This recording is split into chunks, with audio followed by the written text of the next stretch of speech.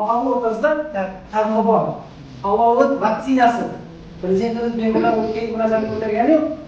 Xuddi kasal soddalab tibbiyotchilar borku. Odam kasal bo'lgandan keyin davolagan yaxshimi? Yo kasal bo'lmasdan uni profilaktika qo'yib buni qilmak, byudjetni oshirgan yaxshimi?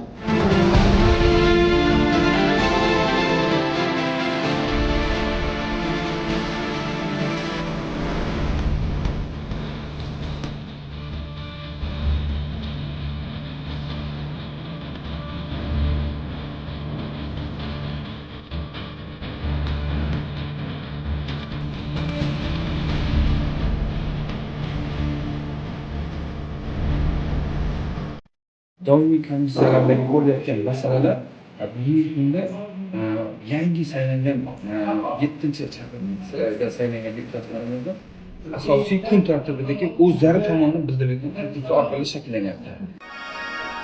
O'zbekiston Adolat sotsial-demokratik partiyasi Xorazm viloyat kengashi